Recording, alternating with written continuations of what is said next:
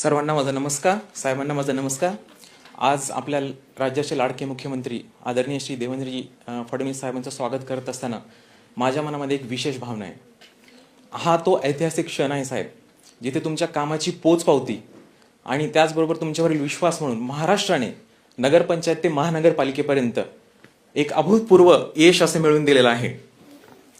मित्रांनो, 1 trillion economy बनवण्याचे खरे शिल्पकार देवाभाऊच आहेत।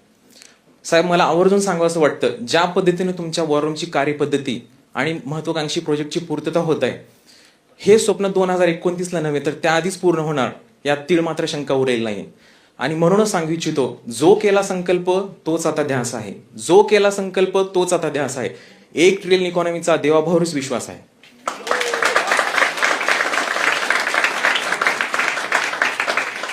मित्रांनो, आजच्या काळामध्ये आपण जर AI वर बोललो नाही तर कुठलीही गोष्ट पूर्ण होत नाही, आणि साहेबांनी त्यामध्ये कसर सोडली नाही। सांगायचंच म्हणजे महाराष्ट्र राज्य भारतामध्ये स्टार्टअप संख्या आणि व्हॅल्युएशन मध्ये तर अव्वल स्थानी आहेत, परंतु आता AI स्टार्टअप मध्ये एक अव्वल स्थानी आहे। आणि साहेब, याचं संपूर्ण श्रेय तुम्ही आणि तुमच्या टीमला जातं। आपले साहेबांचे चीफ ॲडवायझर कौस्तुभ सर पण इथे आहेत, आणि मला आवर्जून सांगावंसं वाटतं मित्रांनो, महाराष्ट्र राज्य हे रिअल इस्टेटमध्ये फर्स्ट टोकनाइज स्टेट होणार आहे आणि त्यावर त्यांचं काम चालू आहे।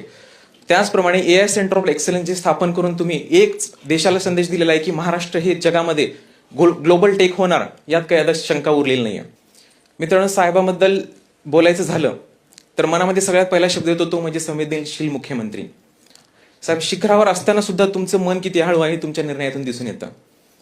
बऱ्याच लोकांना कदाचित माहीत नसावं, पण अनाथासाठी घेतलेलं 1% समांतर आरक्षण हे महाराष्ट्राच्या इतिहासामध्ये सुवर्णाक्षरात लिहिलेलं आहे। साहेब,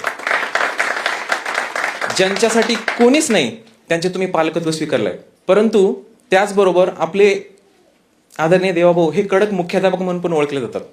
त्याचंच एक उदाहरण सांगायचं म्हणजे आमच्या उदगीरच्या नगराध्यक्षा स्वातीताई सचिन हुडेंच्या सभेमध्ये त्यांनी महिला सक्षमीकरणाची शपथ घेतली त्यांच्याकडून, आणि म्हणूनच कदाचित महाराष्ट्राच्या 45% पेक्षा जास्त स्टार्टअप या महिला चालतात, आणि हेच ते खरं महिला सक्षमीकरण आहे। साहेब,